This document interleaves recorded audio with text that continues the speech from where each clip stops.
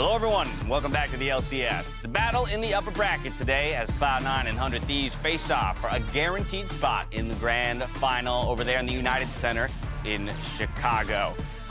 2 seed, 5 seed. An interesting matchup, to say the least. I think not one that many expected, Nice but we took a look at the FBI. bracket from the beginning. Fudge, ooh, look at that saunter. Ooh. Oh, he's kinda got like some that. good twos on for sure. Yeah, like that was This is definitely, there was something. two a rhythm there. That was, you know. We gotta One of find these out. What days- song is that? I really want a team to get like everyone together in the car. Like, don't drive to studio with everyone in the car Yeah. because that sounds awful. But like, do some stuff outside and then drive in and just all exit like a clown car. The fake, I'm waiting for it. yeah. I Set want it all up. someone to do it. Straight through the same door, As right? Dale, you're making Like they're all just like, it's just a never-ending line of players getting out of the From Cloud9 smallest car. to biggest. Kind of It'd be making so me fun. want like a pro player playlist. Like Yeah. each Ooh, player yeah. adds one song, this. like their pump up song. So it's like a 50-song list. Let's get it. I 2023 or even before that, Dude, if you can whip it up. I still like, want entrance songs for players. Yes. that'd too, be man. good. All right. Yes, That is absolutely. hype. Okay. Before we go down that rabbit hole, we have a lot to talk about today, so I'm just going to force us to dive straight in. We're going to start with this right luck. here. This is the 20 top vote getters for the top 10 all-time players in the LCS. So while the graphic says top 20 all-time, it's actually the top Not 20 this. vote Yeah. getters. Vote that getters, out. rather. And And so cross it out. we want to talk about this list a little bit. Not even all the time. Beautiful. Yeah. Just the, yeah. Job, Jordan. Talk about this list a little bit. I wanted to let Emily go first, as she played a hand in some of the voting. was and one of- so yeah, was one of the A many lot of people on the voters, ballot. Wanted to kind of just let you take it away with some thoughts on maybe the top 20 or the 10 of yours that appear here. So yeah, I'll just circle the 10 that appear from mine in no order. Literally, I'm just going to be going down. Yes, this is not actually, ranking 1 to 10. This is Yeah. just the top 10. So we got Afro in there. We got Bjerg. You're a little controversial. No, I'm just kidding. Joe. There's, I don't want to like jump. It's fine. Yeah, we got As you. I've heard some garbage takes out your mouth, but you're gonna have to leave. Oh, I'm just here to troll you all day, man. Yeah, I got. Let's see here. 1, 2, 3, 4, 5, 6, 7, 8. We have 2 more. Okay. Smithy and. 9, right? 1, 2, 3, 4, 5, 6, 7, 8, 9. Okay, Yeah. yeah. And then Oh, Here we go. Oh. New additions. this is gonna be terrible because I'm drawing this in like 2 seconds. I'm sorry. Ooh, which one of the many players? This is probably has a glasses? controversial one. okay. That's- And again, I these don't- are in no order, not but sure it's that's sorry. This is his glasses, you know, and then I don't know. He has hair. I promise I'm better at art than this. Looks usually. exactly like it. I'm sorry, Yeah, it's Jay. This perfect. is terrible. This is excellent. All right. So Emily's top 10. So only one of the players that you actually voted for didn't make it in the top 20 in terms of the number of votes, and that would Okay. be huhi. So the rest of us didn't actually vote. Yeah, Yeah. so the other 3 of us Like- were not involved in the voting here. So we're going to try and cobble together our top 10 in a sense. Again, no particular order. So Okay, what we've so let's decided just- is Zale's going to circle and Raz and I are going to scream when we disagree. Everyone agrees. Of course. Ooh. Everyone agrees. Yep. Everyone agrees. Yep. agrees. Easy. Everyone agrees. Yes! Yes! Agreed. Okay, moving on here. Everyone agrees. Yes. Ooh. Yeah, Firm. no, I agree. I do agree. I do I was agree. like, wait, Yeah. that was on mine too. I feel like that's Yeah. not kind of Exactly.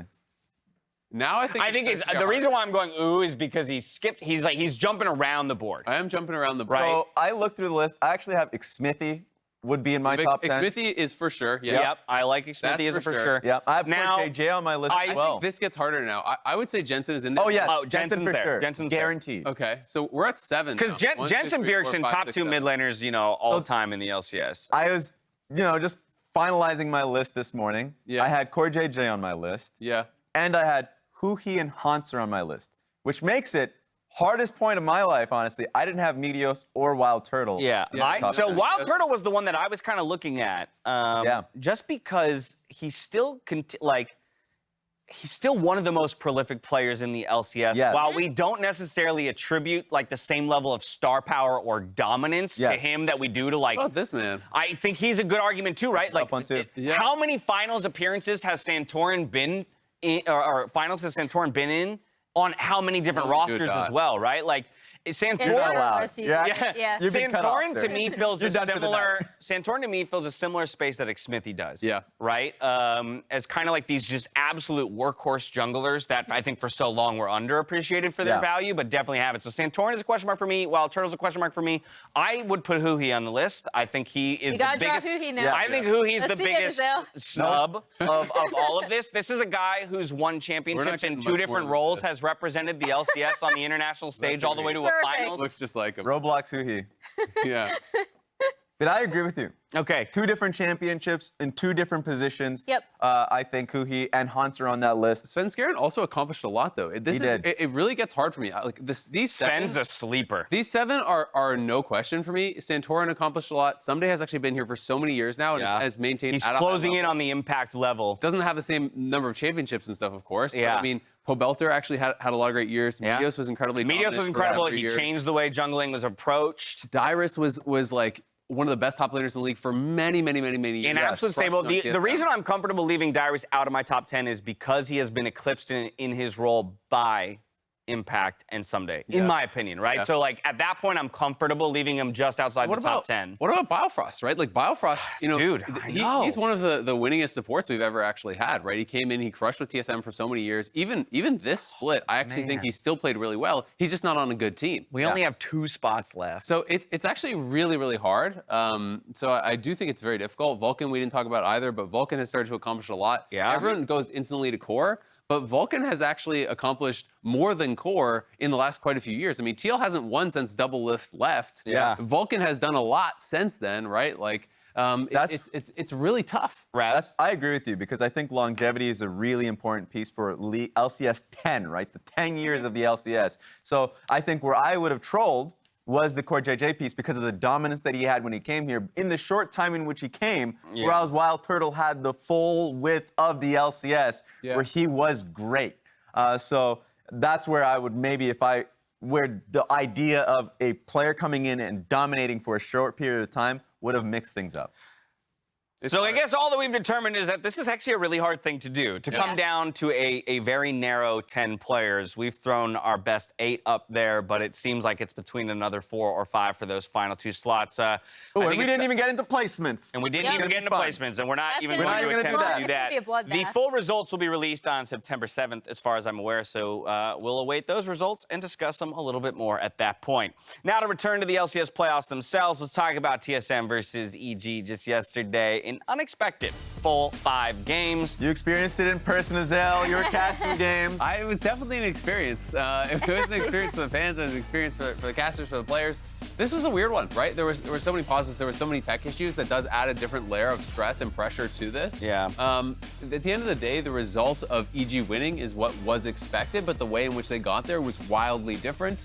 It required, a Herculean effort from JoJo in Game 5 to actually take over this. I thought TSM had outdrafted them in Game 5. I thought the game was going to TSM, that they were going to win the series. Agreed. And then JoJo basically just refused to lose, hit so many key roots on the Swain. Smite steals the Dragon for Soul. Like, this was a wild one. And now I'm kind of left wondering, like, what the hell is EG? What the hell is TL? Like, what is the Sunday matchup going to look like? Because they've both shown such, like, up and down performances, almost losing to CLG for TL, almost losing to TSM for EG. Yeah, and thankfully, at least for me, the series of CLG versus Golden Guardians showed to me an example in which a team looked completely different from one experience where I was shaken in my confidence in CLG, where they just looked completely different when they went against TL. So I'm hoping that Evil Geniuses look completely different when they go up against Team Liquid, because this was a horrific experience from just like seeing, of just watching their gameplay. I was up all night. I was really thinking about it. thinking hard. Wait, I'm not gonna lie, I actually did have a dream about it. And I think it constitutes as a nightmare. So I do hope that Evil Geniuses have a different look, not only reapproach the draft and go back to what worked for them during the regular season, and then just the level of play, the fights that we're taking were just genuinely not smart. Reminded me of their loss versus Cloud9. Yeah, it was a combination, right? The good things I saw from EG is, again, I thought Inspired had much better lane communication, especially like mid and top side. I really liked how the team was working there. The drafts, I was pretty publicly confused by, I guess I'll just say. Like, we talked about how some of them could have worked, right? in theory or like what the setups would be. But it is a stark contrast to how they played in season. So that's the really interesting thing for me is I now feel like we have a #1 seed in EG who kind of dramatically have changed their play style in the lower bracket. And then TL, who still feel like a team to me where they are so full of talent that they, even though they can play through bot lane, they have been playing through bot lane, I still feel like sometimes they don't know necessarily how they want to play. Yeah, and quickly, just a lot of credit to TSM, who did actually make such a Herculean effort, basically, in the playoffs. Being able to take FlyQuest into 5, there it is, nabbed it. Exactly.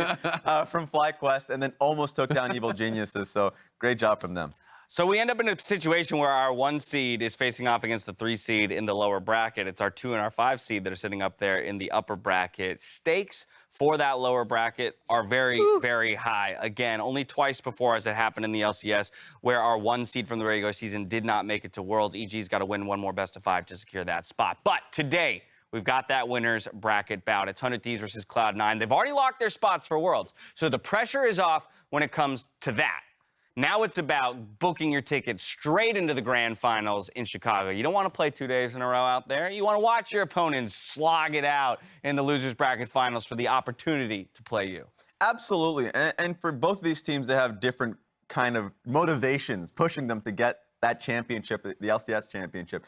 For 100 Thieves, it's the idea that the fact that they won that championship, but it was during COVID era and there were no fans there. And then when they went there to Houston to be able to take it going up against Evil Geniuses, they lost it in unfortunate fashion, right? So they still want to be able to hoist that cup in front of the fans that they were expecting to when they were looking for that back-to-back in Houston.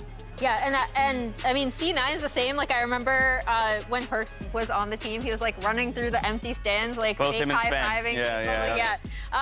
And I think it would mean a lot to both of them. And also the rosters are so starkly different that it's super interesting to watch. Like 100 Thieves have stuck with the same lineup. I think they definitely want to prove that that can work. And I really love that from them. And then meanwhile, C9, it's this roster we've been looking at and being like, there's so much talent on this. I can't wait until it comes together. And now they're finally coming together and it's looking great. I also think it's really interesting. I mean, this is kind of a throwaway point, but C9 hasn't actually won a summer split since 2013 or 2014, whenever it was when they actually came in. It was the first split that they ever played in the league. It was the only summer split they've ever won. They've gone to MSI, but generally at Worlds, they're playing through play-ins. Yeah, right? they're a 3 seed most of the time. They've never been our #1 team, which I do think would be really, really cool for them because they're the team that most people look at and say, this is the team I believe in internationally when it comes to the LCS. Yeah, for me, the most striking thing is the footage of watching both of these squads' last championship wins. For one team, they're celebrating in their team house, in the room, in the same room that they practice in. And then for the other, yes, they got to play here in the arena, but to an empty arena at that. And so to book that ticket straight into the finals in the United Center, to know that you will be playing for the title and the opportunity to hoist that trophy in front of tens of thousands of people, that's going to be something special. And so I do think there are tremendous stakes on this matchup, even though it's not the end of the road for the losing team either. Yeah, just knowing that, just looking at this piece of footage, right? Sure, the series was incredibly exciting. The fact that they won in the way that they did with that Sion lane swap in Game 5, like, it was beautiful, but you're still hoisting that cup to nobody, or at least to the cameras. And so just being able to have that experience again for a lot of these players is another reason to become a pro. It's that injection of like, yes, that being able to have that motivation, that rile up from the crowds who's on your side is kind of what we saw from Houston. I keep going back to that one. This is the first real event past COVID where people got to go out and cheer for their favorite players. And we can always talk about what it means to do something, to achieve something in front of a crowd, in front of your fans, family, all of that. Also, these are competitors. They want to win, right? And nobody really wants to win, I think, more than Zven, which he has made clear for his entire career. So much of his willingness to make this role swap was for very much that reason. His best opportunity to play at the highest level and also win. I just have so much respect for players like this who are able to, play at a top level for so long, who are driven by that burning desire to win, right? It does take a little bit of a hit to the ego to say, hey, I'm not going to be able to find that top level team in the role that I've played. This is my best opportunity to actually be on a team that could win LCS, that can go to Worlds. I'm going to do it. And he's worked incredibly hard at it, and he's made it happen. Even in the EG series, they were actually banning him out in both Game 3 and 4, those final games. It was double ban of the Yuumi and the Lulu, and he's still bringing out the Renata and having that high level of success. In just a single split of role swapping to support, he's already made it to finals weekend. Funnily enough, today he goes up against the other role swap support in the LCS, someone who's done what he's trying to do before. Let's get some thoughts from Zven on the strength of 100 Thieves bot lane. Huhi and FBI are probably the best laners currently. I would think beforehand that it was TL's bot lane, but they just haven't been performing in lane recently. KJ has been looking really bad in range supports, so they tend to ban those and play melees. But I think this bot lane can play almost everything in this meta. They can play Yuumi, they can play melee, they can play Kalista, they can play Aphelios, right? Whereas other ADCs just can't play some things. Like EG can't play Tsunami, for example. They can't play Kalista. But one of Thieves can play everything in bot lane. And they're good in lane as well. They always have been pretty good in lane. But I think that Berserker has also been slowly ramping up to, getting better in lane phase. And last night against EG, we killed him in lane with the Yuumi game. Then today in the Phil's game, we killed him as well. And I felt really confident in our laning throughout this series. And overall, I think that I have a lot of respect for my opponents. But I think that we're as good as them, or better. Yeah, there's great reason that he has the respect for the bot lane 100 Thieves. It kind of exactly emulates the fact that when 100 Thieves first played their series in this playoffs, they started out with a Kalista pick, right? They're the team that is the most open in what they're willing to play, it feels like. But if you look at this champion pool comparison, at least they're going up against a duo in Berserker and Zven that can match them in that. This is really interesting to me because although, Zven was lauding the 100 Thieves bot lane and their flexibility, it does not show here. So I think two things are happening here. One, I think FBI and huhi can play just a myriad of champions that aren't shown here. And if you looked at it career-wise, it would be a lot different. But the other thing is that C9 have been trying to be a lot more flexible with their bot lane. They have had some different looks, especially the Ashe support, that have been really, really interesting and forced teams to adapt. And C9 has played a lot more games in playoffs, right? 100 Thieves got the bye, so that's all those extra 12 They also had a games. tiebreaker. Yep, and yeah, exactly. They also had the tiebreaker, so they've played a lot more games on these two patches. But it is 17-11, doing the quick math on what we see up there, and so it is very interesting to see a kind of how much of a wide net Cloud9 is casting to try and find what their bot lane look is, what will work best for them. Yeah, because 100 Thieves bot lane, they'll play something that it feels like they're 100% confident in. Like the Senna Seraphine, first games they played it, felt like even though there were some mess ups in the lane, like ultimately throughout the team fights, you can tell that they've been repeating that throughout scrims, or at least they felt really comfortable. Whereas C9's bot lane has definitely made more experimentation. The idea of like Neela and Sona being a pick where that's the first time we got to see that duo, and it was from C9. And the Amumu during playoffs too had some great moments, but ultimately it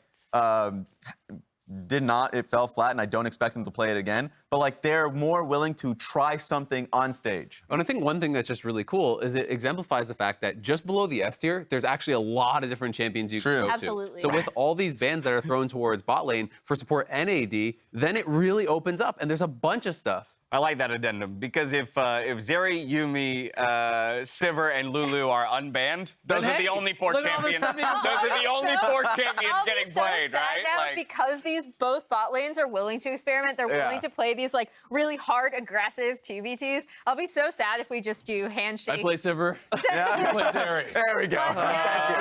You want Lulu? Yuumi? All right, perfect. Thank you. Please no. All right.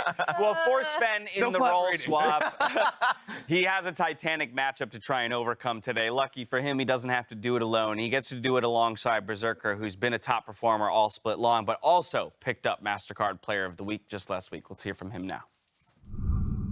I'm here with the MasterCard Player of the Week from the first week of playoffs. It's Berserker. Berserker, thank you for joining me. How does it feel to win the award? Just really happy.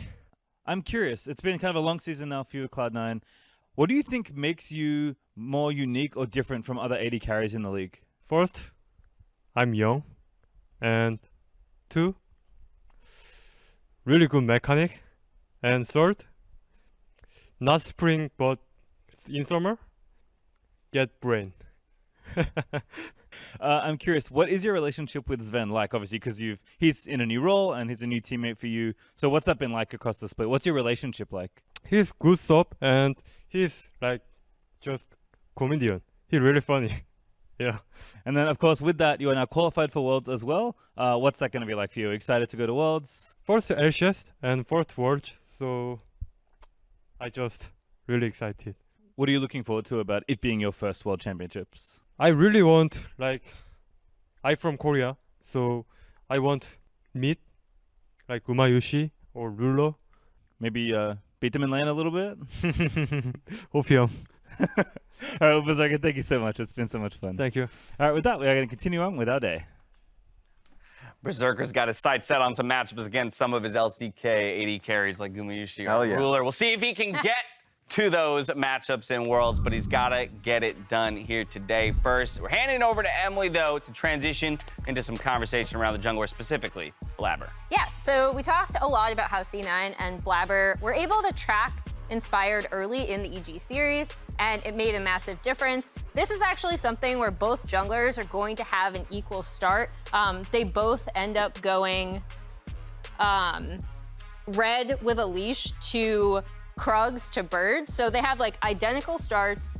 The other important thing is there's a ward here that's placed by Jensen, and then there's actually a ward here that's placed by Jojo. So both junglers are actually being tracked. When we talk a lot about Blaber, I think we tend to focus on like how aggressive he can be in team fights, right? Like how he chooses these skirmishes, and not necessarily as much about his early pathing, unless it's like we're farming up, we're getting all the scuttle crabs, etc. The cool thing that I like from Blaber here is that they are going to make the assumption that Sejuani is going top because of where they saw her on the ward. And even though Blaber was pinged out on a ward previously, he goes for this very cool wraparound gank onto Jojo that sets up Jensen for success. The idea of the Lissandra pick from Jojo is presumably, and I know Olive talked about this on cast as well, the Lissandra-LeBlanc matchup, is that he is going to be trying to push in and go to sides. And I actually thought this gank was like really simple, but really clever. And I liked it a lot from Blaber in terms of facilitating his lanes, which we don't always talk about, right? Because we definitely talk more about the farming, more about the carry potential. And I really liked this showcasing that he works well with his team and he's affecting his lane. Yeah, Zale, that felt Santorin-esque. That felt like he was stealing a page out of Santorin's That's book. exactly what I was going to say. Yeah. I mean, it's just the idea of doing an inefficient path so that people don't expect that you're actually going to come from it, right? Because you're having to do this gank where you're skipping camps, you're walking around. Santorin is king of this, where he'll like do red on top side and then path all the way to bot and just like gank at level 2. And no one is going to expect that because it's this weird path. People have the timings down on all standard paths like that. So if you're doing something that's like on tempo, like on a standard clear, almost always it's not going to work anymore. So people have to get more creative and mix in these things that are inefficient. Yeah, I love that evolution of the pathing like that, just because very much like the Pro here from Santorin, hey, jungle doesn't matter. Just trying to make the impact on the map, and that's been something that Blaber was able to do during that series.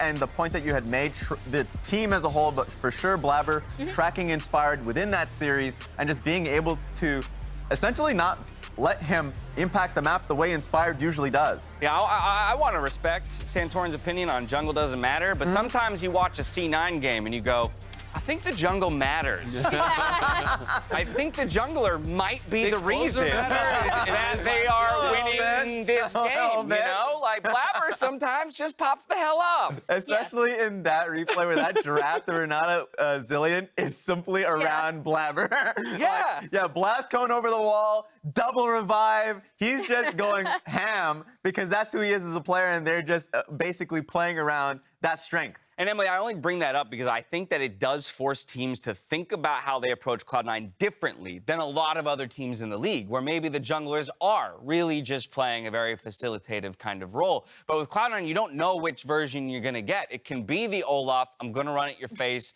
10-0, win this game, you know, or I'm going to get relegated to something else and have to play a more supportive style. And so I wonder how 100 Thieves and Closer specifically, who is absolutely no slouch of his own, is going to approach the series against Blaber today. Yeah, and Closer is another jungler that can play both ways, right? Yeah. We've seen him like path top, specifically top side, like super early and also to mid, but then we've seen these insane carry games from him. And then we've also seen stuff like the Lee Sin where he's just an individual difference maker in team fights. So both junglers actually have this flexibility, I think, especially from what we've seen from both of them in the playoffs. And that's going to make this jungle matchup super interesting. Yeah, I mean, definitely loves ganking as well. Early ganking towards topside, like you mentioned. Boom, Summit out of it. Alfari as well.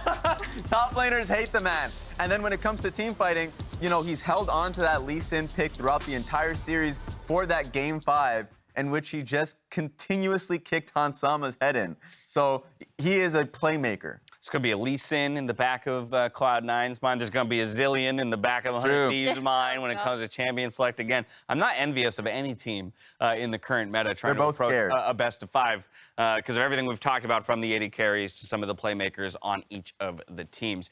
Let's talk about the top lane just briefly. First, we're going to get a word from Fudge. He's had thoughts on how all of their matchups in playoffs would play out so far. Confidence in the team right now. I think it's a quick 3-0. Honestly, EG is one of the worst teams in playoffs right now. Oh, okay. You would have to see the scrims, but like, Jesus, man. Really? Jesus, man. Okay. Really see a way we can win against 100 Thieves. I think they seem like the best team in the league. It doesn't really seem close. Gotcha. The scrims are really, really rough. I'm hoping that we can somehow get a better draft because, I don't know, it seems really doomed. He is such a troll, man. Just look at his face. The second clip, the immediacy with which Travis is over it. Yeah. Like literally, okay. It's just like, I'm getting this out of you. Fudge is delivering a deadpan, but you can hear the smile. Oh, he loves it. Yeah. He's having so much fun. chance for us. All right, so I did like how he just he tried to put on like the very serious face. Yeah. Right? He's like, it's doomed, bros. Well, Fudge thinks it's doomed. It's clear to me that the community at large does not feel that way, because even those of us who are going the way of 100 Thieves, not a single 3-0 on this board, which I love to see. So the implication is that this will be a well-fought series. I know, right? Respectable. Yeah. Oh, wow, we are all in agreement, actually, all of us. Oh, no, Raz is 3-1. So 3-1. Raz gave him just the 3-1. Okay. Yeah. Why that much confidence? Just a lot of confidence in 100 Thieves across the board. That as well. But I know a lot of confidence in 100 Thieves across the board. A lot of the things we mentioned, I think they're firing off. Excellent team fighting, great laning, also closers, early ganking. I feel like they're currently playing a really solid game. Now, Fudge says this is going to be a hard matchup, Azale, but Fudge was one of the biggest difference makers in their previous win against Impact, playing everything from the Fiora Camille to the, as I knock over the LCS Pigeon, sorry, buddy. Don't do that. To the Orns and things like that. Someday, though, first All-Pro. Yeah, Ssumday has been incredible. And I think that my biggest question here and why I went 100 Thieves is I'm just not sure if C9 can replicate the same level of performance that they did against EG, because I do think Fudge was such a big factor in that series, not only with the picks were huge against the Aatrox, but with the individual play. He had 3 solo kills, 0 ISO deaths, was massively dominating that series, and that was the biggest way in, I felt, for C9 in that one. Do we think that for 100 Thieves, Raz, that the top lane is actually the answer? Top lane, I think, as well as I would also say mid lane. I think Abbedagge has been playing really well as well. So I think The lane we solo didn't lane, even touch. Solo lanes, exactly. I think solo lanes are incredibly important in this specific series. With how creative the bot lane is, I don't expect there to be a large gap. I could be wrong on that front, but yeah, I'm interested to see how not only does this series start and how it evolves. I'm just curious to see bot lanes. I really hope with these two teams specifically, we do not see the Sivir Zeri handshake, because obviously we already know you want the Renata handshake. Berserker can play Draven. We've seen them trying out stuff like Nyla on the other side, 100 Thieves. They're Lucian Nami, like FBI is an incredible Lucian player. I think these teams can bring creative and really aggressive, fun 2v2 options that I just don't want to see the handshake here. And I love that you didn't pay any mind to his awful joke. Phreak's not here, so Yeah, he's there we getting go. off. I'm just whatever. I don't know what's gotten into me recently. Yeah.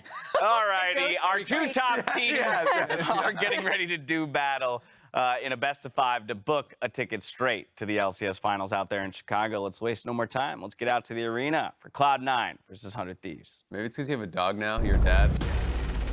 100 Thieves has almost always been a team that performs better in playoffs. They tend to go from being like a whatever team in regular season, and then they kind of scale. We are working every single day to get our moment back and get our title back. I think 100 Thieves is a very solid team, but they are one-dimensional. They tend to rely heavily on Closer. 100 Thieves have got control of the Dragon now, though. Oh, Closer's done it again! Hansama kicked into the back of the team! Closer again has found the angle. How does he do it? I have a lot of respect for my opponents, but I think that we're as good as them, or better.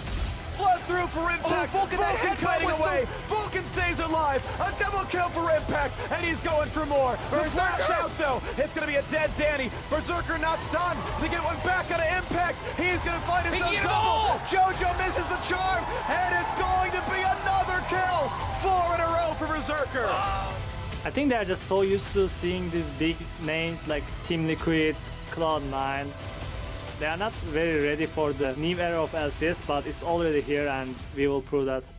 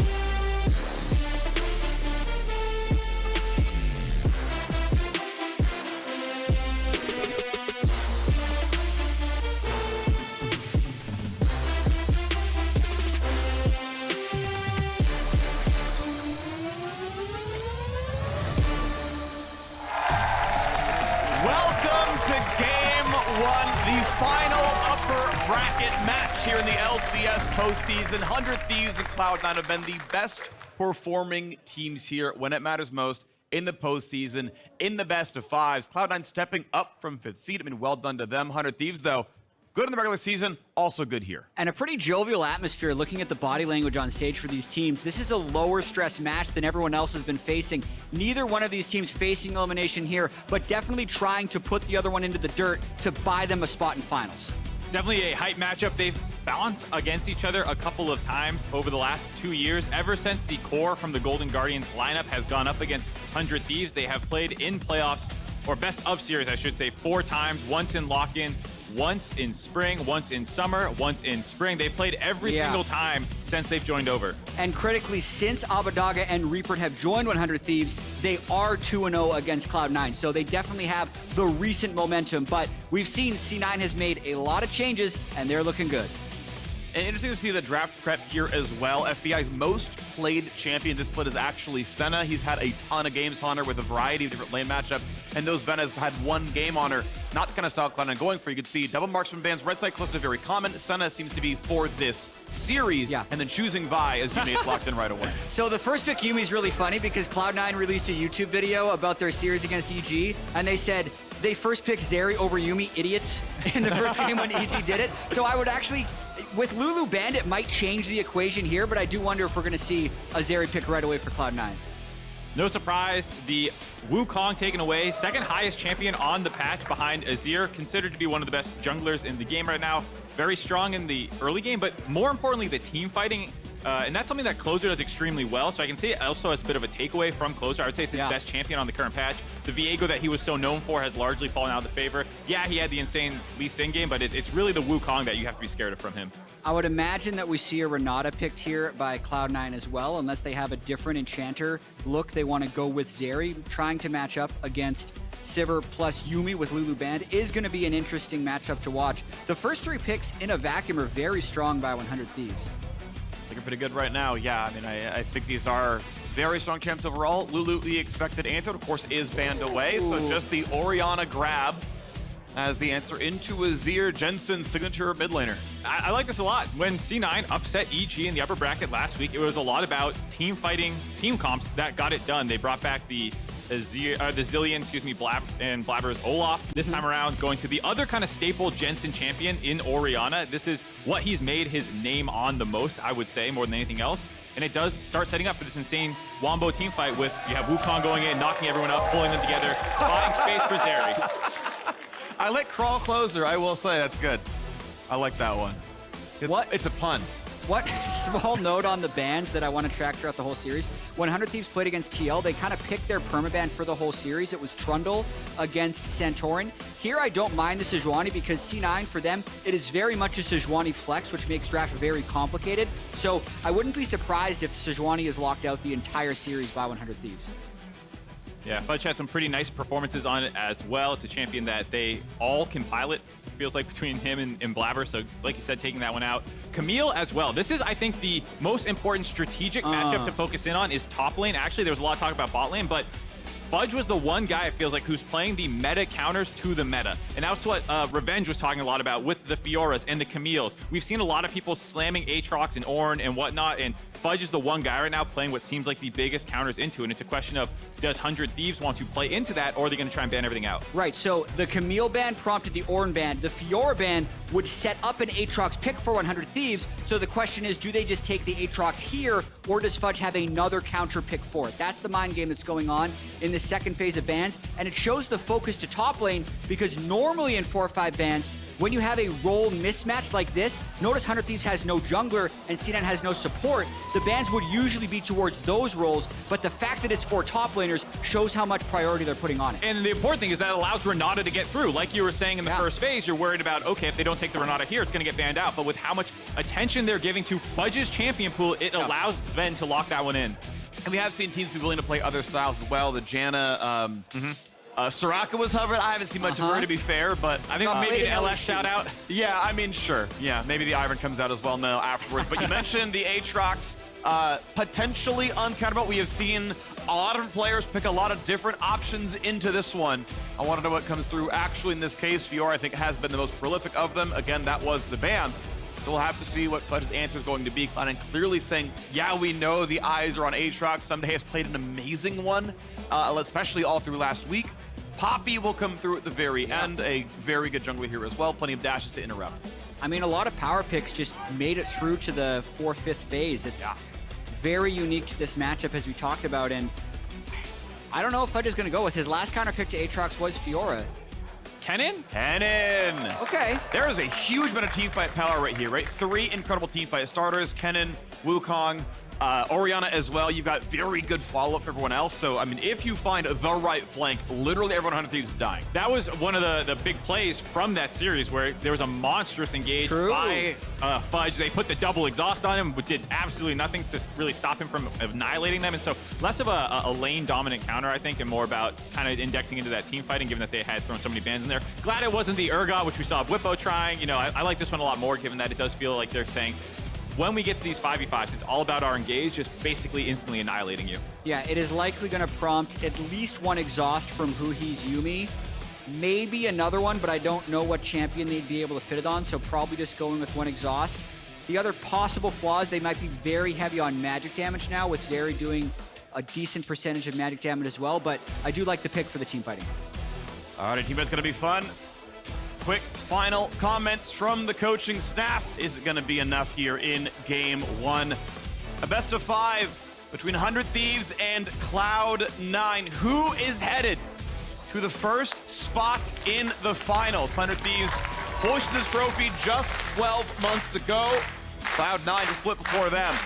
Let's see what's going to be. The audience here in LA is ready. We are as well. 100 Thieves, Cloud9, let's go!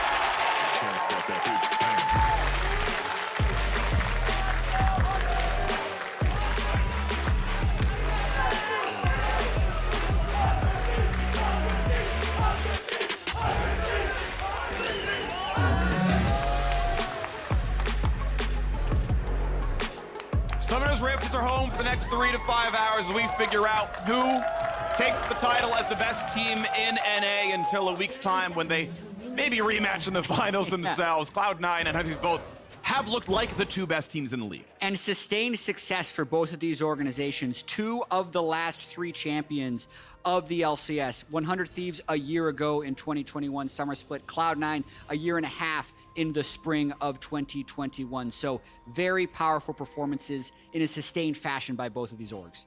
Alrighty, well, a very fun battle. Blaber, of course, a huge deal in this one for Cloud9 in the jungle. And Zven has some insight on what this champion unlocks for Blaber. I think me and Blaber probably are, but I think almost every good team is led by their support and jungle player. If they aren't, it's usually not a good team.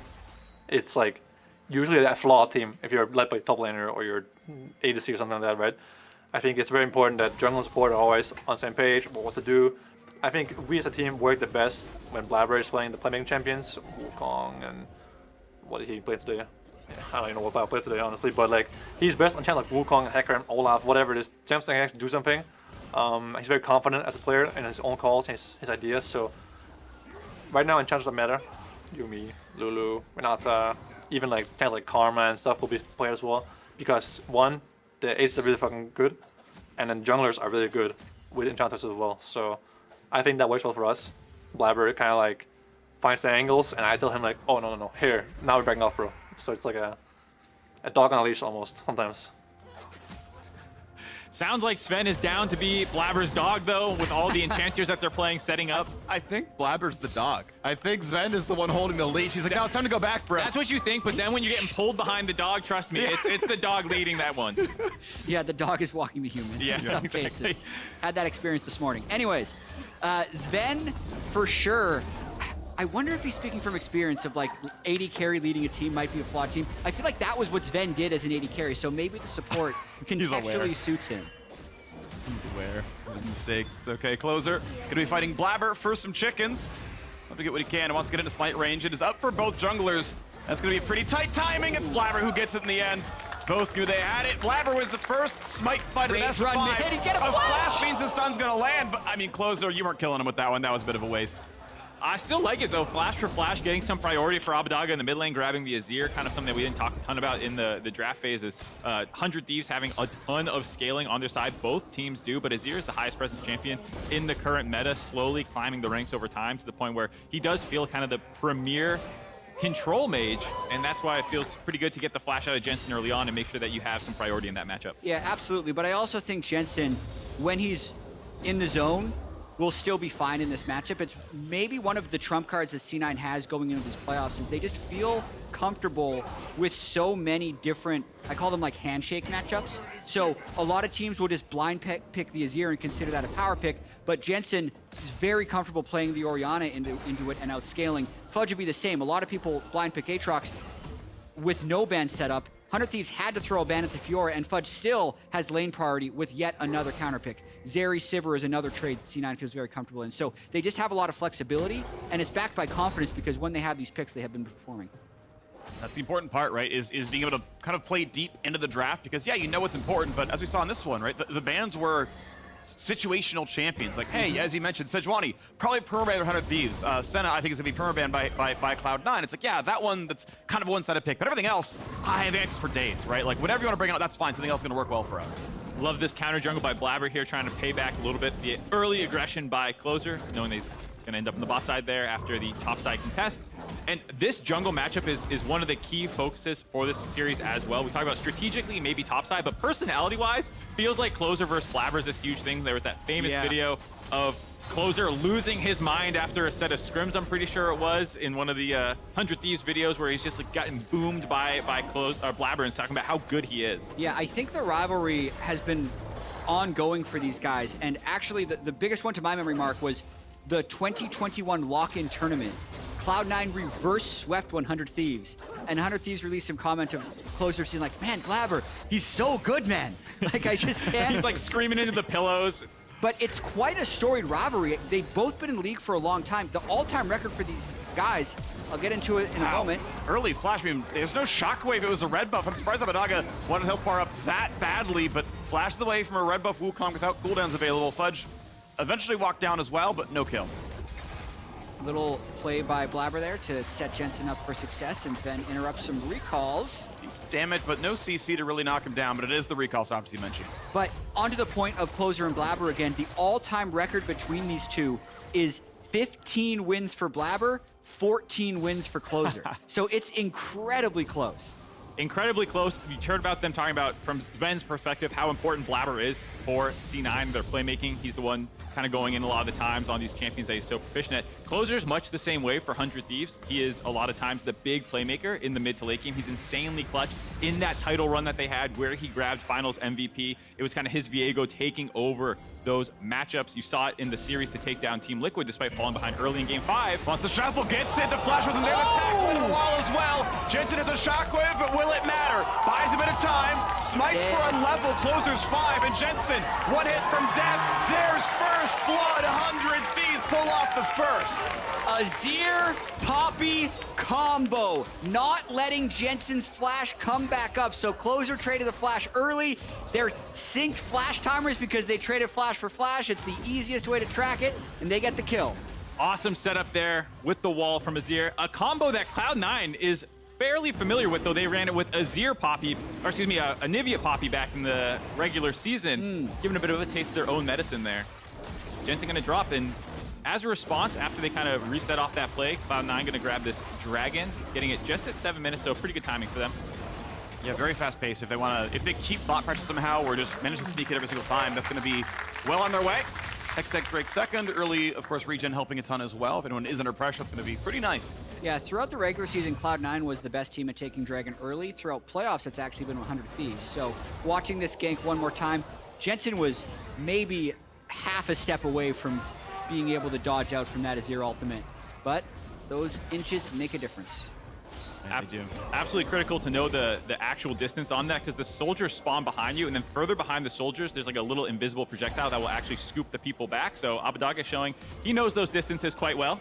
Yep, he's in range for WEQ and says, all right, no way out. Jensen went for the move speed, wasn't enough. Out he went. Red ward killed. Blaber playing for the vision. +1 on that scoreline as the mid lane is cleared. Blaber doesn't leech any XP away, but you can see a pretty close game. 500 gold puts 100 Thieves ahead, so Cloud9 slightly out farming. You can see a 21 CS lead top lane. Sork shoes rush as well. Fudge not only run away from ganks, I think pretty solid, but gets double melee, but will be building for as much burst damage as possible on the 100 Thieves backline. Definitely a lot of mid jungle priority right here. This is an abnormal amount of time spent mid for both guys, but it's all about trying to get the setup with this Rift Herald, and the Rift Herald is more about the support move. So Zven is way ahead of this play, which is what's prompting C9 to be able to move here. But the question is, can they get the Rift Herald down in time before Sivir Yuumi arrive? Because that 4v3 will turn into a 5v4 if they're not fast. Vision gain, and with the eye open, you can see smites are available on both junglers. Yeah, they want to reset it. Empowered indeed. And, I mean, there's a ton of patience still there, though, so somebody gonna go in for the first bit of the fight. Does Kennen go in for a bit more there? When's it gonna happen? Because Blaber getting a bit low, but it's the clone, so he's gonna be fine. Ssumday pushed out, Fudge entirely gone. Smite comes in, Blaber flames it. 20-second window, and it's gonna be over the wall for the scoop, but it misses. Still, though, gonna be able to catch out Zven. Left alone, the last shot comes in, and Blaber, can he be killed? Exhaust for a slow, jumps around, 100 HP, jumps back, but Abbedagge claims the kill. 3-0 100 Thieves, the eye will time out.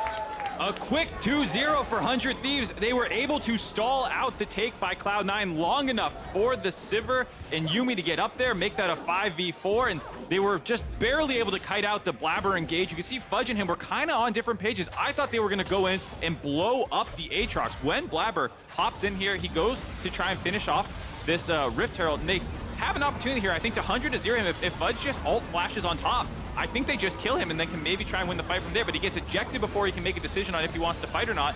Blaber commits to just finishing off the Herald. At least it denies it from 100 Thieves in that position, because from here on out, it's 100 Thieves controlling this fight. Blaber will also get the local gold, but I think you're absolutely right there, Mark. A total split call. Fudge was worried about the long team fight because he knew that Sivir and Zeri were there for the numbers advantage, and Blaber was trying to make what you call like a fast play, where you burst the guy before his reinforcements arrive and then bail. But you can't have the split call like that. It's just going to end a disaster. Well, Kennen still up. Fudge will count when he actually wants to press that button, but for now, it wasn't part of the same play as his jungler, and that miscommunication. Yeah, they get 300 gold because of the Herald play, but nothing else beyond that. 100 Thieves well and truly in the lead here, 700 gold up. See FBI down 20 CS though to Berserker. I did not see if he had roamed up and dropped a lot of farm because of it, but there is a really very large Zeri down here, piloted by Cloud9's AD carry. I think that's kind of the ace in the hole right now for Cloud9 because they have fallen a little bit behind in the mid-jungle matchup. Obviously 2-0-1 Abbedagge, as well as Closer, helping get a number of those kills. Going to put their core of the mid-jungle a little bit ahead, but you can always just shield up that Zeri speeder up. I want to point something out, though. Huhi is going for Mage Yuumi. Like, this is a Luden's Tempest build, which we don't see much of anymore, but this is Ballistic Missile Yuumi. This is 12-16, I believe, is when the big Yuumi... Yeah, this is not the changes. Huhi just wants to be a mage right now. Double root compress, really good damage to the bottom side.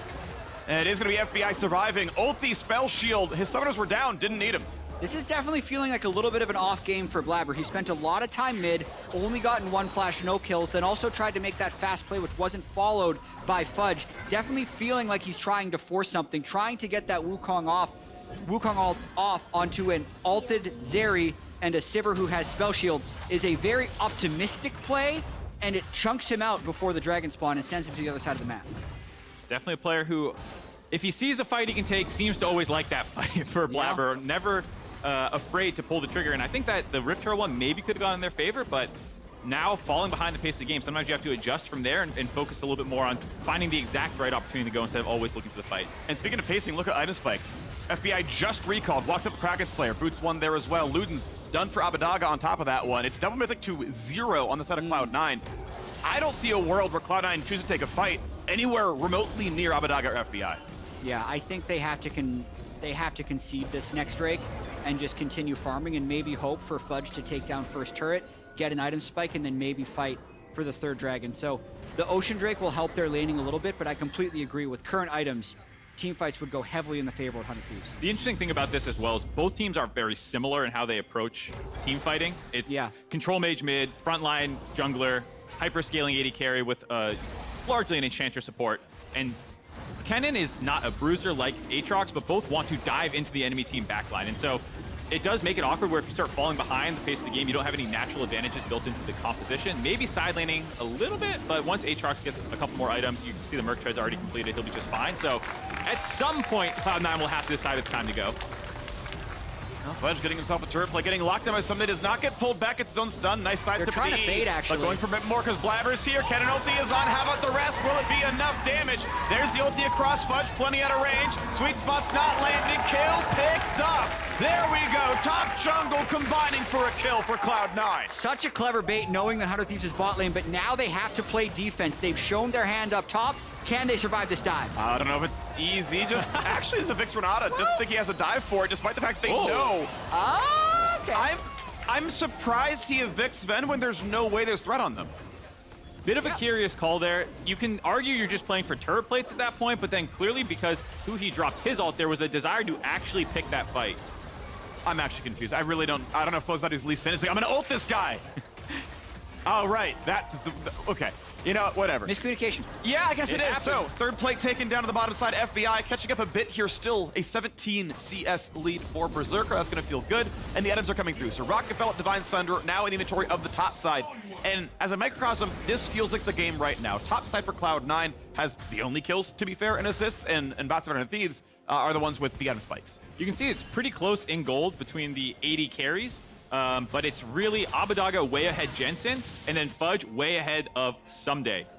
And that will kind of be the matchup for them if they can find ways to keep playing around this Kennen, most likely. That was a nice setup. They also had the flash timer on Ssumday from the Rift Herald fight that occurred before it. It came up just a little bit after that, so it was a really heads-up time to kind of force that play and get that kill. Turret didn't get finished off, but it's close enough now that at some point Fudge will probably be able to grab that with the fact that he has had lane prio so far. Yeah, and I think Jensen's going to be able to compete now, just now finishing his Leandri's Anguish. He had a bit of a garage sale build before that with the Tier, Dark Seal, and Corrupting Potion delaying his Mythic. So Cloud9 actually looking to make some plays because they have their Mythics as well. Blaber wants in. Oh, he's forcing. Got 4 people, but yeah, can't find anything to do. Did have ulti, did have flash, wasn't gonna matter though. Top lane turret's going to die. No one gets first turret gold, so it's just the 250 gain. Still, first objective on the board for Cloud9. Now going for second Herald. Dance. Sivir's not here, so C9 forcing hard. Will it be enough? But keep in mind, Shockwave, Kennen, ulti, Wukong ulti. There's a lot to make this fight difficult for 100 Thieves. They will find the bottom outer turret that is 500 gold gained, most of it directly onto FBI. And 100 Thieves realize, no, we don't have the people. We're going to get our farm lead. 300 gold for the Herald, Flame. Maybe 500 being knocked down a turret afterwards. We'll see if the play ends up positive long term. Short term money, yes, up for 100 Thieves. Yeah, Cloud9, I think just trying to buy some time until the next Drake comes up.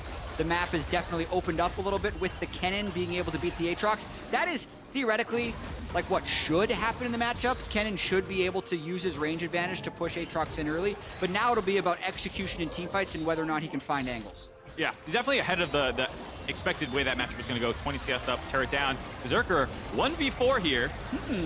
Well, not play for a flank as well. He put a ward down, no one was behind him or anything, and just says, I'll just play for the front side. Does guarantee the turret goes down, so no risky dive, but simply guarantee they have control. Grows the goalie to 1,600 as it's 2-1 in turrets. Nice job by 100 Thieves finding C9 in that back after grabbing the Rift Herald. You saw that Blaber was chunked relatively low beforehand. They wanted to get the reset off, and 100 Thieves stuck around to finish that turret off. Now, though, that means that with the C9 getting the reset, they have an opportunity maybe to try and find a Rift Herald angle whenever 100 Thieves decides to take their back. Yeah, I will say, though, Abbedagge is really strong right now. He's pretty scary. Yeah, he's just, one Q is taking people to half health. And even though we don't see it that often, when huhi completes the Ludens on the Yuumi as well, their poke is going to be pretty impressive. The ability to just poke them with Yuumi Q and then have an Azir Q over the top with C9 having low sustain is going to make these standoffs really scary for C9. They're going to have to be very quick with their engages because the poke from 100 Thieves is immense. And Ludens is in, so you mentioned when it's coming across. Now it has. Mythic is on for the support carry. huhi even got first strike, right? The entire build is like, yes, these nukes gonna do bonus damage. I'm gonna get extra gold and get more expensive double Mythic. first strike Ludens players. Look at this. Yeah, I mean, you mentioned the poke, right? This is, you know, some of the best poke builds. Yeah, Comet could do similar stuff, but gets the spikes early. Yeah, I really like the first strike as well, given that you can proc that pretty easy when you're safe and can't get hit. Yeah. Get you more gold so you can get your Ludens, because sometimes that's the awkward thing about the support position is when you start trying to find these slightly more damage-oriented builds, you never have the gold influx to be taken as a serious threat, but the first strike helps out with that. Those holds W, says I can reflexively knock back Blaber's E and get out of range, so you're not going to threaten me. Indeed feels good. Ward goes down. 30 gold apiece there as bottom river looks to belong to 100 Thieves. Jumping in, getting rid of vision as they can. Kennen's on the way over. All of Cloud9 know they want to fight for this one. Zven dropped a bit, but as Renata, the health bar is probably not going to be a big deal. Abbedagge still wants to play for pokes best he can, but already Drake has been started. Will there be a fight right now? Fudge only pushed in the mid lane. Abbedagge and closers still hold the front line. Gonna zone out what they can. Off goes the spell shield. So nice. Hard. No one can really go first because they'll get blown up. Blaber, kind of your best option. The only melee champion on the entire roster. If not him, then no one. 3K health TP is coming. Kennen for the flank. They're not gonna find the first use. Oh, but the Drake is open. Pop, and he gets the smite steal. Well done to Blaber, and Fudge walks it out. They're pinned in though. Is there going to be enough? Yes, can they find the engage? Berserker comes across, hits 2. Abbedagge does not go for the scoop. He says there's no fight to be had. A bit of poke towards Zven. Still going for the next one. Blaber jumps back to the minions. Maybe still getting away. Sivir Q is going to come in. Blaber will not get stunned. Closer can't get him. And it's Cloud9 who pull off the heist. With 100 Thieves having that control of River, I thought there was no way C9 were going to find their way in. They're able to do that. They then forced off 100 Thieves back with the teleport by Kennen, just over-focusing on that angle of it. And then I thought, okay, well, at least they have the chase down because there was no turret. Someone could wrap around up through the blue buff area, and no one did that. So that allowed C9 to just actually kite back up the lane, get out of that scot-free. And they still maintain most of their summoner spells. I mean, 100 Thieves had so much control here. Bot lane pushed up. Ssumday, like, perfectly marking Fudge to disallow him from entering the fight. And just a really unique teleport here that really distracts 100 Thieves. They all leave the pit to mark the Kennen again, but they just forget about the dragon, and Jensen is very dead. That is a 1v3. That is Ssumday getting the kill for it. Mid pressure going to be a little bit of something with a Herald charge, but one kill on the board, 2,000 gold up, but a Drake up for Cloud9. I have no idea how Jensen ended up in Narnia, but with the teleport down, I assume at the tail end of that fight, he moved up topside to collect a wave and just got caught being a little greedy, pushing too much.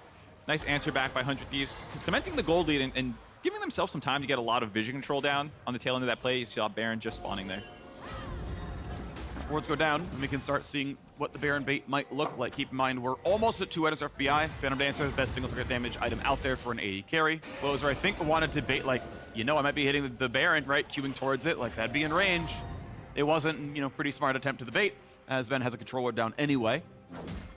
So the next thing for me to look at is when they want to fight again. We talked about how neither team has super good side lane pressure in the sense that it's not the Camille, the Aatrox, or the Fiora that we had seen into the Aatrox before.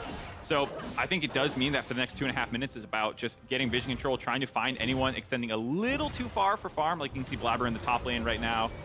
100 Thieves are threatening, potentially wrapping around, getting some vision control here. But realistically, it's going to come down to those neutral objective fights.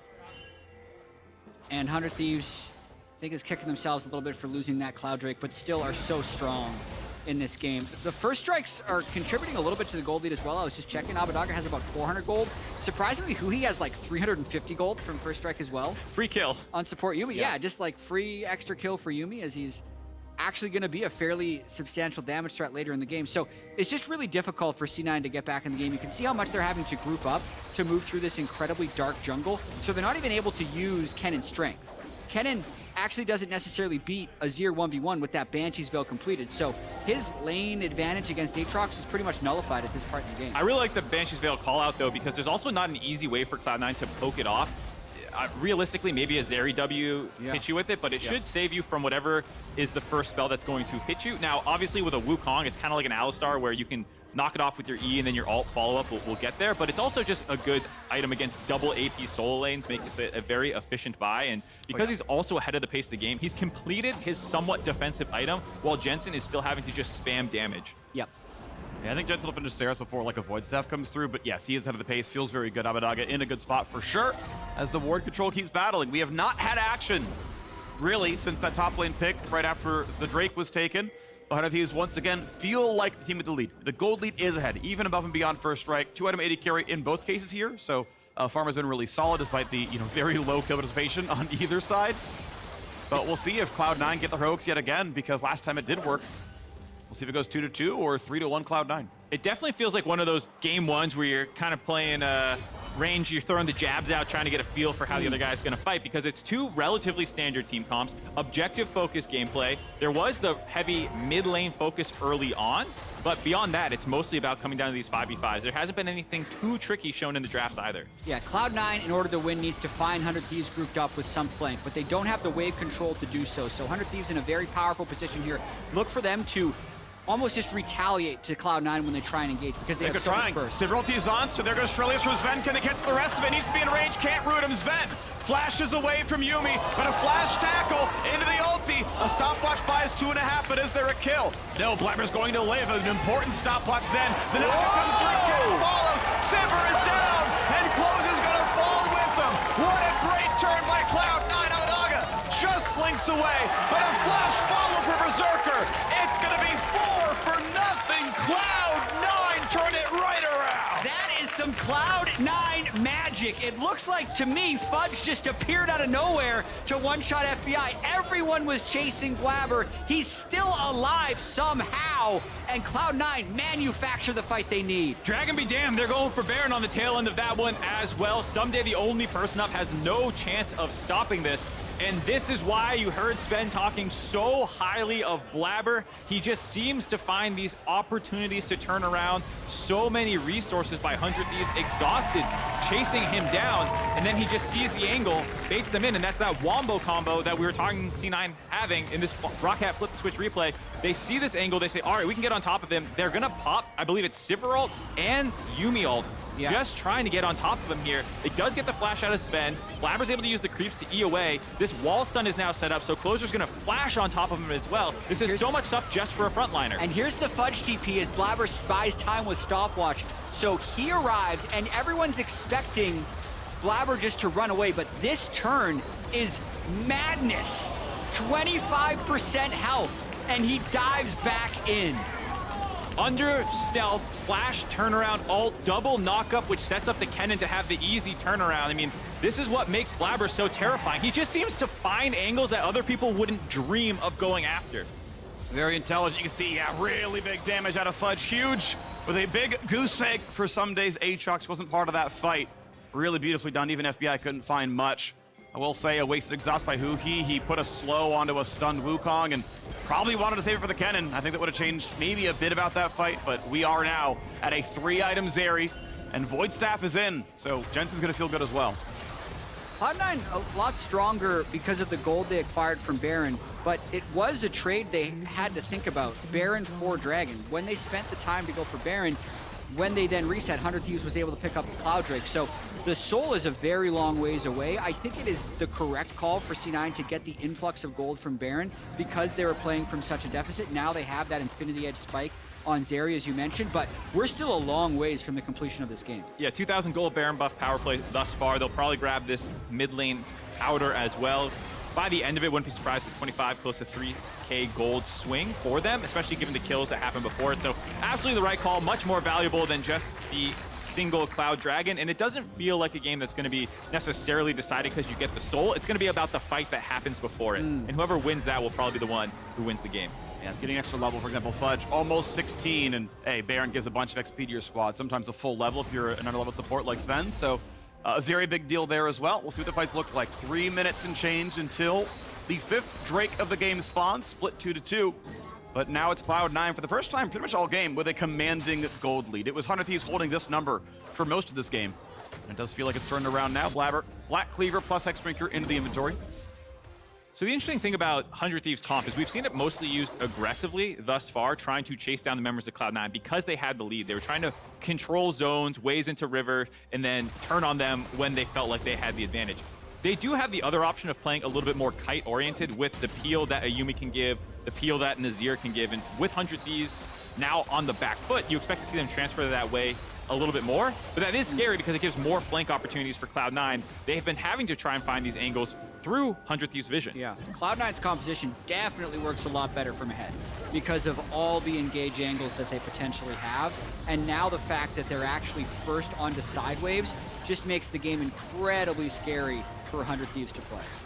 Death cap in for Abbedagge, though, is a really big deal. Any item like that, the difficulty of Death cap is it's 3,600 gold, incredibly hard to actually build, and you're just waiting there on a power drop on those components until it finally comes through. But it has come through, and this game is not over. So Abbedagge, to me, is just the focus. Yeah, there's 380 carries, but Death cap Azir just does so much. Dude, he's 60 CS ahead of Jensen and about 2,000 gold ahead of the Orianna. So very long time until those two would reach parity in power. It's all about the initiation of the Wukong Kennen that is going to carry this for C9, and then Berserker would come over the top. Notice he is also 1,400 gold ahead of FBI and likely looking for a Bloodthirster as his 4th item. Definitely the case. Feels like it's a lot on Abbedagge. They invested in him early, closer, doing that trade of flashes, just coming in from the Raptor pit. They've played around him a lot. Now it's time to see if he can actually pay that back in this late game, because it does feel very difficult. Azir is a champion who has a high barrier of execution, I guess you would say. Like, it's not something that you can easily just press a couple buttons and then suddenly you're like, great, I did my job on Azir. You have to position well. You have to get your soldiers out. You have to get some autos weaved in there. You have to not die when you're extremely squishy. Fudge, potentially a target there as they can walk around. Obviously, plenty of move speed available with huhi and FBI delivering a ton of it. Not going to be the play. Fudge able to get out. We'll still have Rocket Belt, a flash, a stopwatch, all that's going to make him pretty safe. So no play to be had, but we are ticking down. 50 seconds for the 5th Drake of the game. One of the two teams going to get soul point as a result. huhi still moves toward his Horizon focus. Not quite there yet. Obviously, gold is slow to earn for a support. It's going to be a while, but still trying to go for that poke. 100 Thieves. Yeah, there's a 30-second desync between Drake and Baron. You can get some wards down, but I don't think you're getting a Baron bait. It's interesting, though, because you can focus on just getting the vision control for the Baron, stall out for that 30 seconds, and then when it spawns after you give the Cloud Dragon for free, let's say, then it does force Cloud9 to check into you. Like Jatt was saying, that's what makes 100 Thieves comp strong, is when they're able to kind of control that space ahead of time. And so you can sack the Cloud for that control, but then that does put a lot of pressure on you. I like this, sacking the pressure on Cloud for actually even mid lane. Like, this is a 600 gold tower right now, and they're going to look for it as they find the knock-up on a Blaber, pushing him back, looking pretty good as the Sun Disc rises as well. The wave gets cleared out. They spent enough time looking at Blaber that it gave Fudge time to knock this one down. So the Drake is going to be started, and it's going to be 100 Thieves pushing into Cloud9. And the cross map of mid lane is not going to happen. Blaber trying to get his health back on Gromp, uses Smite and gets the heal, so doesn't have Smite for about 6 seconds here. 100 Thieves might know this. They know he healed. Yeah, they might know gonna be a profit fight. snap. They're gonna have the fight going right now. Front line is happening. Fudge coming around the wings as well. Will there be a battle? A flash to safety. Handshake not gonna find the kill, and it's again smited away by Blaber. Every smite fight I have seen has gone his way. They bought just enough time to allow him the smite to come back up. Another Dragon contest. If they had failed those 2 contests, it would actually be a Cloud Soul completed by 100 Thieves already. So Cloud9 really pulling at all the stops to stay in this one. They can't get much of anything right there. You can see, we're running towards Baron, and they don't do anything about it. They walk right back over, and they can't find the pick in mid lane either. Cloud9 just doing better every single time these 2 teams meet in the neutral game. I saw what 100 Thieves was thinking there. You had Wukong ult down, Renata ult down, Zeri ult down for the Aatrox and Sivir on your own team. Does feel like there's a little bit more powerful ults still available to you. They were seeing if they could threaten C9 enough that they would run into their vision, but Cloud9 knew it was not a serious threat, just kind of show up a little bit, force them off the Baron, and now 100 Thieves reset, but 1.5k gold lead for Cloud9, 3 dragons to their name. Does feel like the game has slowly been slipping more and more in their favor. Big team fight into Baron. That's the cliff as we just shear down toward Cloud9 leading. And the gold has remained flat. It's been Cloud9 getting a couple of Drakes in a row as a result. So we are now 4 minutes away from a Cloud Soul. If you thought Kennen flanks were scary before, how about when he gets 50% bonus move speed when he presses R, and you cannot get away from him unless you Azir shuffle, and he'll stopwatch you. So this is going to be a tough one for 100 Thieves, trying to find their way back in as Cloud9 have grown theirs. Yeah, really nice ward there, spotting out Blaber's angle. You can see how much he's looking for that sneaky engage. He's always trying to find weird ways to cross on the map so the team doesn't see him. That's spotted out once again. Cloud9 also has so much trust in their late game team fight. Blaber is just forcing. Blaber, no one is in range of you. I don't know what he thought that was. It's not going to matter. There's no objectives to really fight for. I can't see a Baron bait really happening, but maybe it's the call. Hunter say, look, we're losing control. No Wukong ult. We try here. Yeah, he tried to pop the shield off, and then once it was gone, get a max range ult hit up on him. But like you said, the rest of his team was not really in a position to follow up on that, so unlikely to have even resulted in a kill if he did get that knocked up on Abbedagge. Nice shot. Does cost C9 some pressure, though. They know that they will not want to fight, so 100 Thieves feels a little emboldened in the river now. 2 zaps in a row landing here for Berserker. Can be healed up by the Yuumi. You can see Abbedagge mostly safe here as well as he shows on the top side, still getting the farm.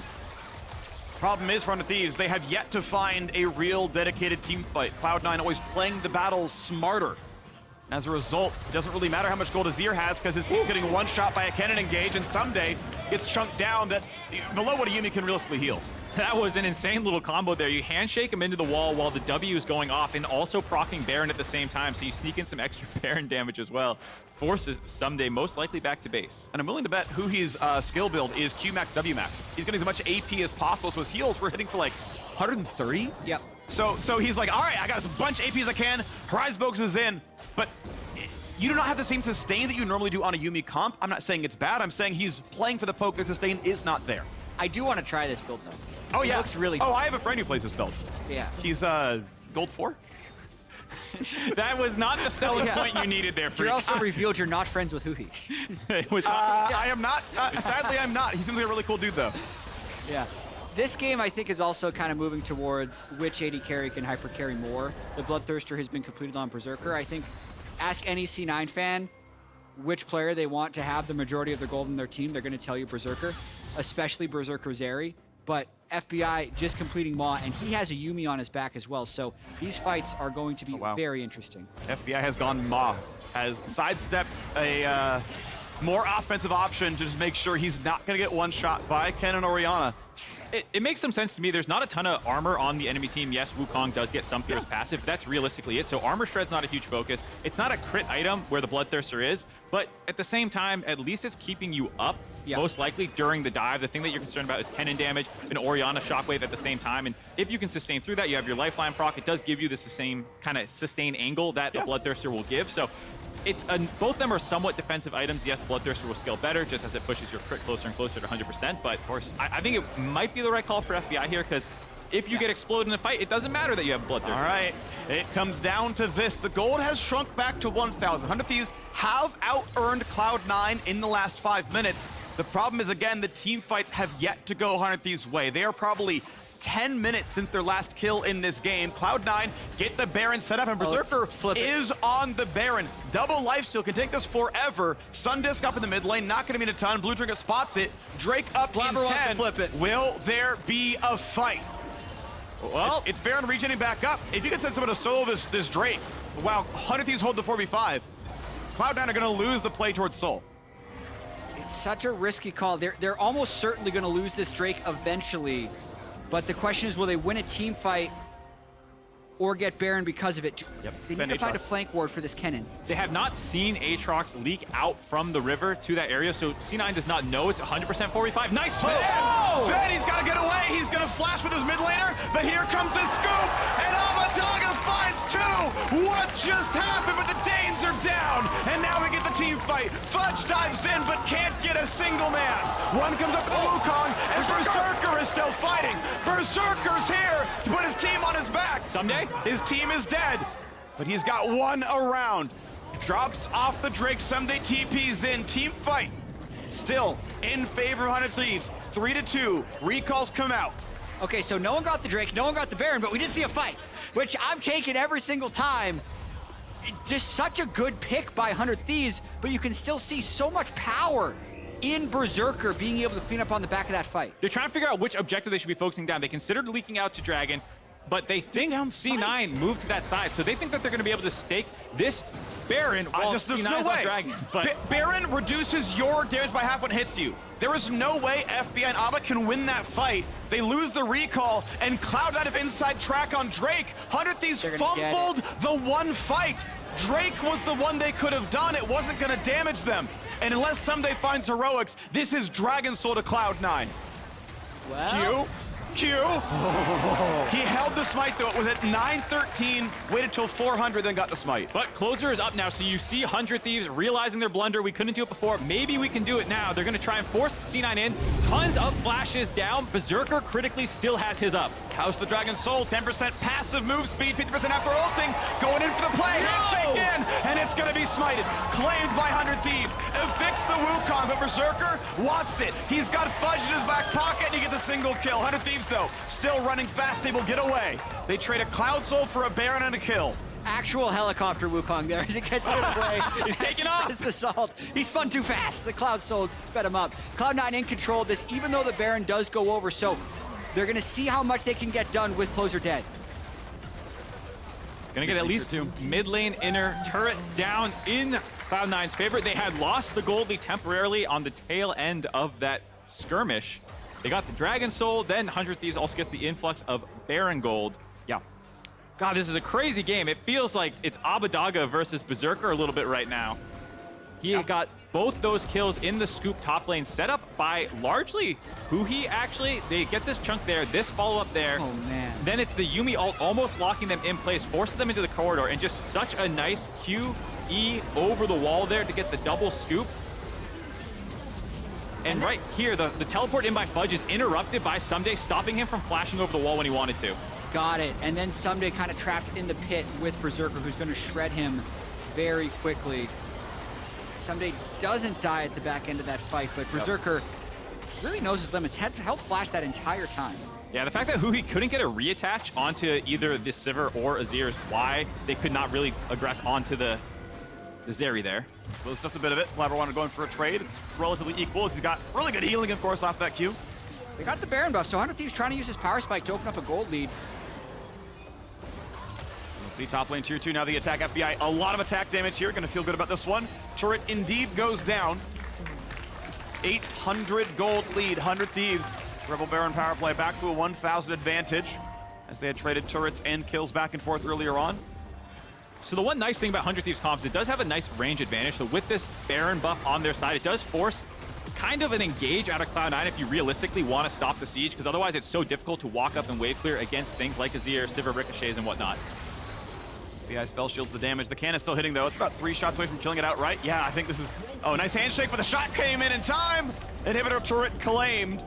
Blaber is, And he's trying to find the flank play, yeah. Cloud9 feel like, look, we have the damage. Baron buff does not give you armor magic resist. If we find the, the quad ult play, it's still a kill. All right, 30 seconds left on this Baron. 100 Thieves going to try and get as much as they want. I think Cloud9 know they will have the upper hand once Baron is gone, so trying to minimize losses and not just lose the game here. Closer actually positioning behind, frontlining from the backside, denying the Wukong engage is the biggest concern for them. Not able to grab the inhibitor quite yet. Baron buff timing out on this wave. They won't have it for the next wave, and it looks like they might be calling off the siege, not able to grab the inhibitor. And what a game one. If it's going to be 2022 playoffs, we were checking yesterday, of 40 possible games this playoffs, we've played 38. Yeah. So 6 of 8 series have gone to 5. The other 2 went to 4. We've had no sweeps. And the first game here, we have a 800 goal difference at 40 minutes. It's so close. We caster curse a lot of things. I don't think we're going to do it here when we say never had a 3-0 this play. I don't think you just cursed it, but we'll see. Just based off how game 1 went, it feels unbelievably close. Wow, 100 Thieves haven't missed finals in 3 splits. Here we go. Ssumday attacked. Guardian Angel will be down, and Cloud9, 5v1, assuredly find this kill. The speed of the clouds makes Ssumday miscalculate where he can be on the side waves. Gold now completely even, but the Cloud Soul power and the 447 CS Zeri are pushing by. Zeri is now done buying items, so if he's the one getting the recipient of kills, it no longer matters, and you can start lying about the gold lead a bit more over time. Zven was on a ward, and Closer wants it. They don't quite get the slow to huhi. Directs it left. I don't think it would have mattered ultimately. And he's able to get away, burning his own spells to live. Top lane tier 2 drops, and Cloud9 are back to a 1,000 gold lead, still with the Cloud Soul. Bit of an overstep there by Closer, to be honest. Even if you find that pickoff onto Zven, it's a minute and 20 seconds about from that point to have the spawn of Elder. Zven is realistically back alive there, and you've just committed your flash on Poppy, who's your biggest engage option here. Feels a little risky. Oh, Take he's 2. gonna find Jensen. 2v1, a TP there, a slow, a tackle, everything else as needed. He's gonna save the ulti. Yeah, can they buy time and kill him late? There is the kill. Jensen's gone. 60-second death timer, though. 45 now until Elder's up. Jensen will have to be TPing into this fight if 100 Thieves are set up beforehand. 13 seconds after Elder spawns, Jensen will spawn, and then he would still have to channel teleport. So it'll give about 17 seconds of 4v5 for 100 Thieves once the Elder spawns. But they also can't blind face check. The burst of the death-capped Kennen is still something they have to respect. Well, in the queue, but yes, Fudge, my eyes are on him. Does he get the right champions? Banshee's Veil done for Abbedagge. Ma for FBI. It'll help survive, but it's still a 4-item Kennen. Blaber caught out and knocked up, down to 1,300 health.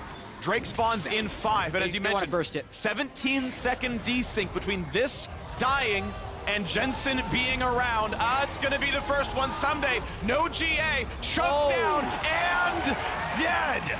Fudge gets the kill in a 4 versus 5, and 100 Thieves get absolutely nothing. And here comes tables Jensen. turn again. He's going deep for the mid lane, really trying to split 100 Thieves up. Amazing play when they already have the numbers advantage. 100 Thieves are going to try and win this fight 4v4. Closer wants Berserker, can't get it. Fudge now gonna mark his man, and it's gonna be Closer forced out. FBI in danger as well. Zven, though, was flashless, and Zven dies as the mid laner goes for the mid lane. They get the root, though, and it's a flash out for Blaber. Flash follow, FBI. Oh, he jumps away. He needs more ricochet damage. You can't kill him, though. Jensen's still pushing. Closer can run up, but he first wants to go for the kill in the top laner. Cannot quite get him, and he's still on the Nexus turrets. Abbedagge trades kills. Nexus turrets are still falling. He's gonna do it. Who's gonna reinforce? Closer's Jensen is still in the He's maze, coming. but Closer's a hit away from dead.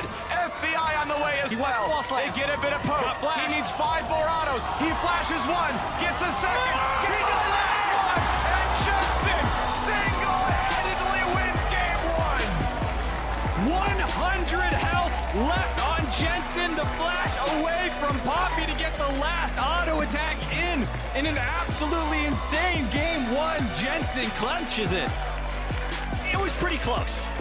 This game was a little bit close. What an incredible finish to the first game. That will get the adrenaline pumping. Jensen playing from behind basically the whole game on this Orianna pick.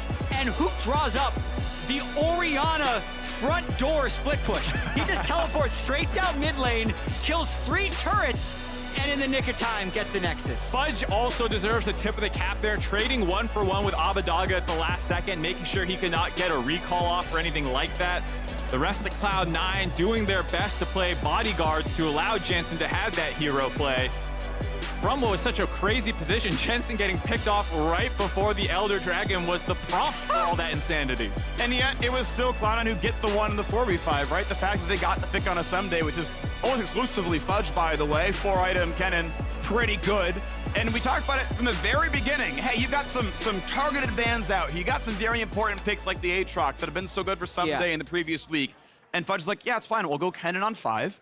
And he was, I would say, the single biggest difference maker in this game. Jensen's heroics, awesome, but this is a 4v5. I think that Fudge just single-handedly wins. He's already killed him at this point. Yeah, let's figure out exactly what happens here because, yes, Ssumday is already down, so it's all about A, not losing the fight, but 2, just making things as complicated as possible. Everyone is just trying to improv here. So Zven is split out, and that makes 100 Thieves think they can do something, but like, they're never gonna kill the 18,000 health Elder Drake in time, so someone really needs to be going for a recall yesterday. But I think they're a little late on this one.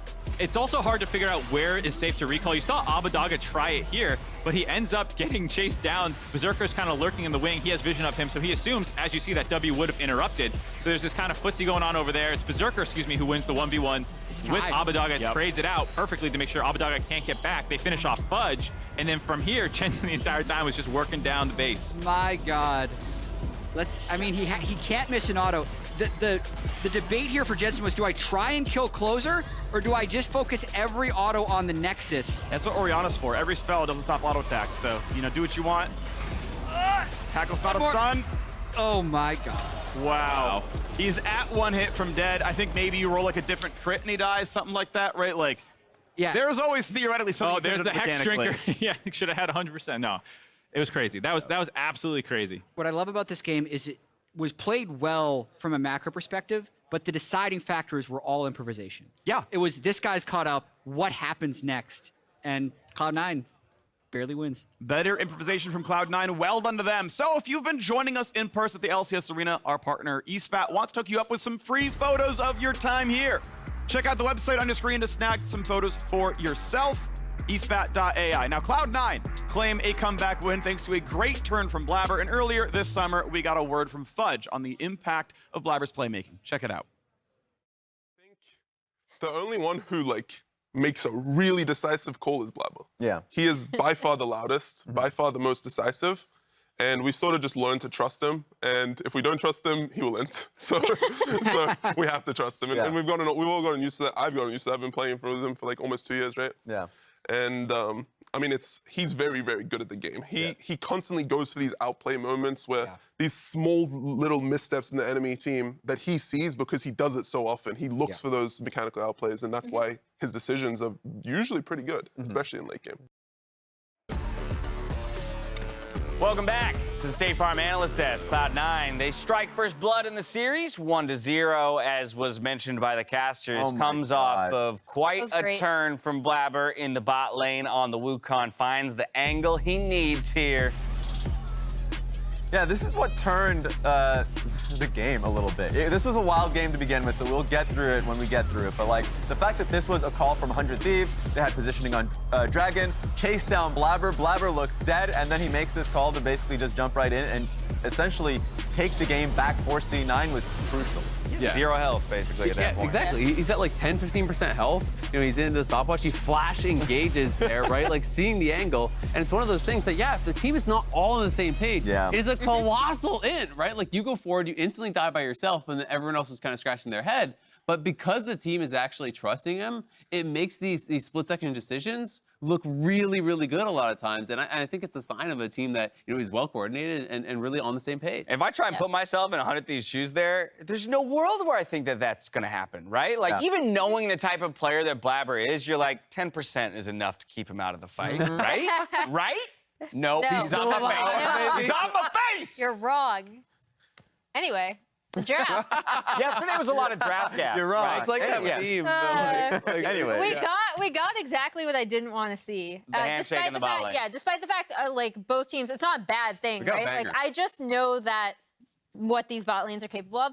The main thing I did want to point out, though, is the continuation of saving that last counter pick for Fudge. Obviously, I think the Kennen was a massive difference maker here, to your point, Azil, in how Fudge played in their previous series and how big of a part he was of a lot of their largest plays and like teamfight wins, in addition to drawing pressure topside. So I really like that they continued that from last series into now.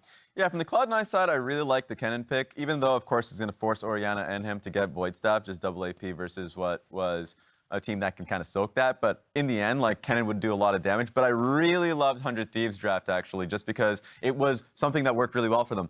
The Yuumi and Aatrox and, Azir, Sivir backline, in general, this is just a really solid front-to-back team fight with Aatrox kind of having a wrench in the fight. Yeah, Azale, I wanted to bring you in on the Kennen point specifically because of the talk about the top lane coming in. Again, referencing Fudge's ability to overcome impact. We were wondering, can he do the same to Ssumday?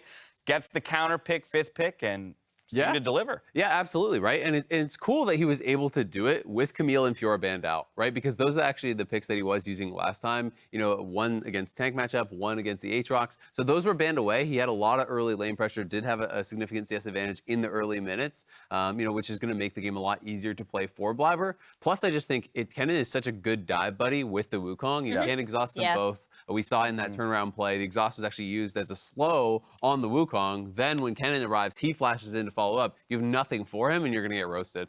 Yeah, and I think this wasn't like in some of the other series, like you said, where it's been like, oh man, massive draft gap. It actually started really well for 100 Thieves early. I'm going to do a little follow-up on something I pointed out with Blaber, but this time with Closer, right? Because we were like, okay, Blaber and Closer going up against each other. He actually, Closer, that is, manages to burn Jensen's flash here, right? So they trade flash for flash.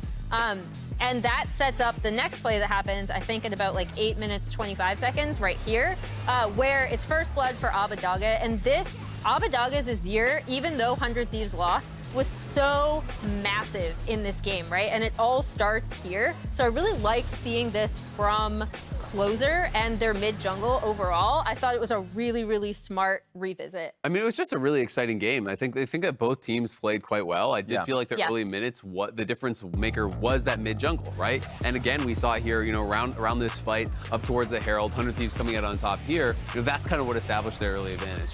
Absolutely. 100 Thieves fully rotated here. C9 should have recognized that they were on a bit of a timer. Zven, I think, was in just a poor position behind the Rift Herald wall, but I think regardless of that, it was neck and neck. We saw back and forth between both of this team. But this was, for me, outside of that point that we were making about how the game turned back towards C9, was 100 Thieves starting to take control of this game. Based off this, they got 600 gold in the bank, and C9 had to play on the back foot for a good portion of the game. Look at this Blaber engage, though. Like, he's just flashing over the wall. You think it's going to go bad. I thought this was the losing moment. Yeah, Cloud9. I mean, and they were down like 3K at one point, but Fudge is actually able to zone away the backline, which keeps Blaber alive, buys him that time to actually finish off the frontliner. That pops Yuumi off, so now it's a second kill, and all of a sudden, they're taking over, and it's these explosive engages from Blaber and from the rest of Cloud9 that really made the difference here. This one obviously was the ending moments. Jensen had been picked off. They're holding on in that 4v5.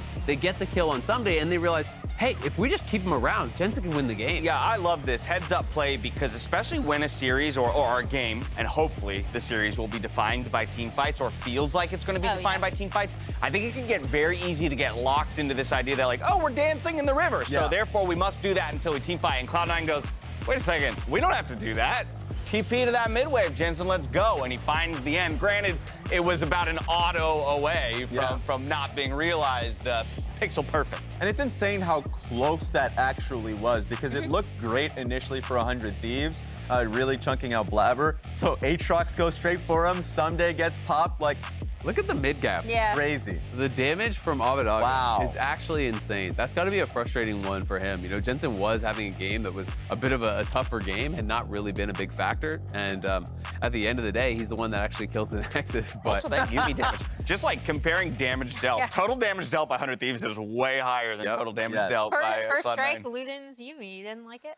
We were talking about the value of it, and I guess that's still open for debate, right? Because we were wondering how much gold are you really generating? And I know Jatt called it out midway through the game that he had picked up about 350, and also there is the damage component to it as well. But we were wondering, would there have been more value in the area or something like that, and a little bit more protection rather than damage output? Because damage actually didn't seem like it was your issue, according to those Azir numbers. I feel bad for bringing it up because I was just making a joke. I don't think this game was at all decided by that. Definitely not. So. If he had still a relevant conversation. Different item. No, it is interesting. Go Oh no, I was just gonna say the big thing for me is that these two teams came out. This was a really great game from both. And then they both looked very evenly matched, right? Which is awesome to see, in particular from the C9 side, because it means they're continuing to grow and develop as a roster. So yeah, I'm looking forward to seeing what 100 Thieves do after the loss as well. That C9 ceiling, where is it? Can't see it. Up just in the yet. clouds, James. Oh, there it is. It all makes sense now. Cloud9 are one step closer to claiming a spot in our grand final. We'll see if 100 Thieves can answer back in game 2 right after this. Oh, hey, we're back. Sorry. Hi. Hi. I like this guy. I like this guy. Yeah, dear 100 Thieves, go fudge yourself. I'm going. AD.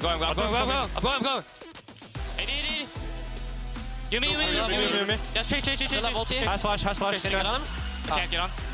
I'm just chasing, guys. Okay, go. Go back. Zven's got to get away. He's going to flash with his mid laner, but here comes the scoop, and Abbedagge finds 2, and he's still on the Nexus turrets. Abbedagge trades kills. Nexus turrets are still falling.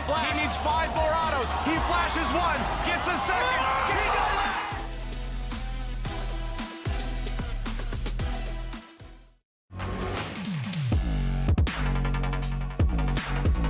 This is the sort of pride that gets you in those big moments, allows you to take down giants.